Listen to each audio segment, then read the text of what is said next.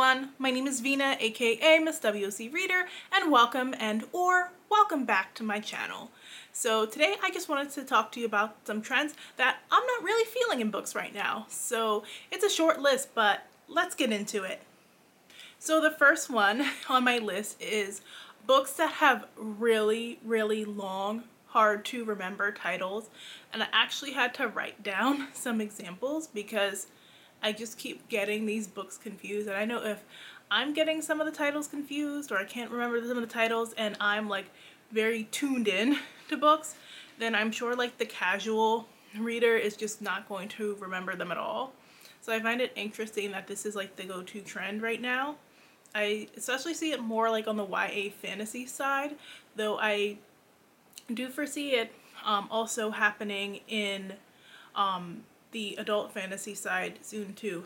And I'm not talking about like the Song of Something and Something trend. I'm talking about stuff like I'm not supposed to be in the dark, or you're not supposed to die tonight, or I feed her to the beast and the beast is me, which by the way is from a friend who is amazing. Definitely check that one out. And even like I was joking with that, and like, your title is so long and like we just kind of call the book Beast most of the time, because how are you supposed to say that in a sentence every time when you're trying to tell people go ahead and check out this book? So I'm not a fan of like it. I'm like, bring back like the 2-letter titles, the short snappy titles that are easy to remember, and don't take up half my review just explaining to people. Another thing I'm not really feeling right now is when books are built around a specific trope rather than happening organically. And I do read a lot of romance and fantasy, and I see it in both. Like right now, the in thing is still enemies to lovers. So people are trying to force their book to be an enemies to lovers book when it's really not. Like, general miscommunication does not make it an enemies to lovers just because they had one argument at the beginning. And I know it's easy to try and market these books as enemies to lovers because they know that Trope has a lot of fans, but it's feeling very forced, like we're being catty just to be catty in the beginning of the book when the first 2 characters meet just so we can say it's enemies to lovers. That doesn't make somebody your enemy just because you didn't like them immediately upon meeting them. And like, I see a lot of forcedness with the fake dating trope as well, especially because it was so very popular. I think it's getting a little less hype now, but I picked up books where there was fake dating and it made no sense whatsoever to have them fake date.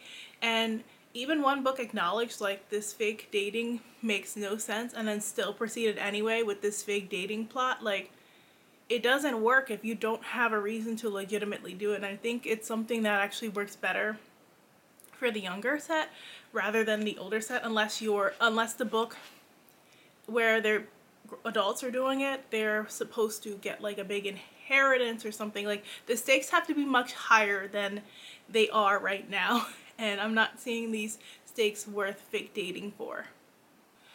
And then talking about tropes, one that really bothers me is when characters in dialogue on page acknowledge that they fit into XYZ trope.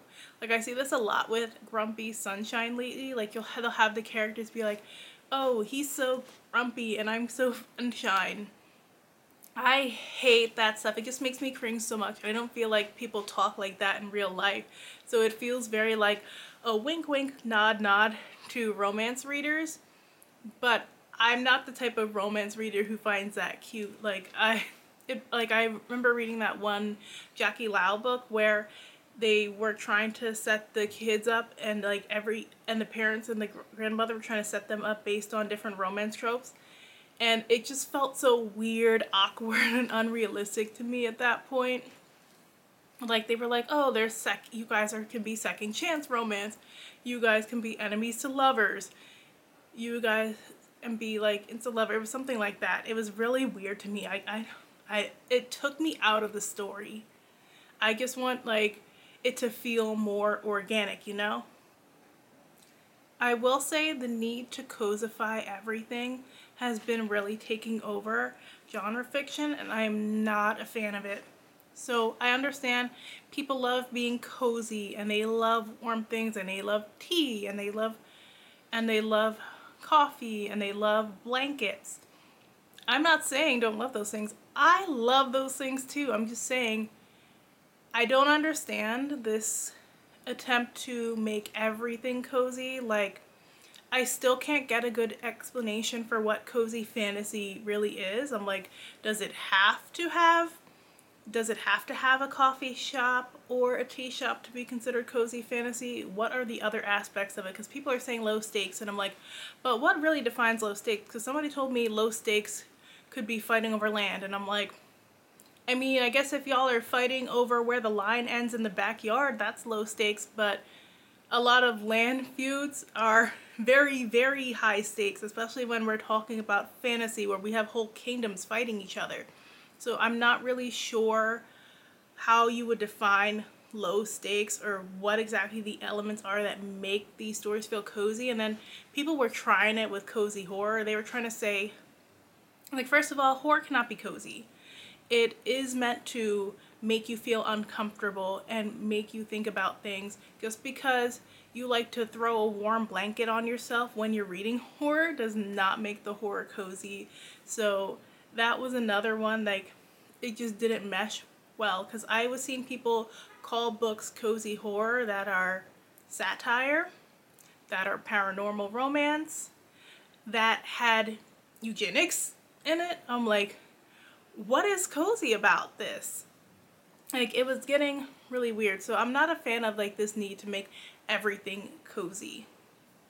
And last but certainly not least is the only black person in the book trend. I've been seeing it for a long time now, and I guess I hate it. So, and I feel even when I see like writers who are just trying to get their story out there, they don't even have an agent yet. They're all writing these stories that have one black person in the book as the sole black person in their environment, and I needed to stop it. Like, while it's definitely a reality for some people, there is an influx of that on the market right now where it feels like those are the only stories that publishing likes to tell. And to be honest, we're not usually the only person in our neighborhood. So many black people live in neighborhoods with other black people, and it's very awkward because when you are in those all white spaces, you can't authentically be yourself. You have to minimize yourself to make the white people around you feel comfortable.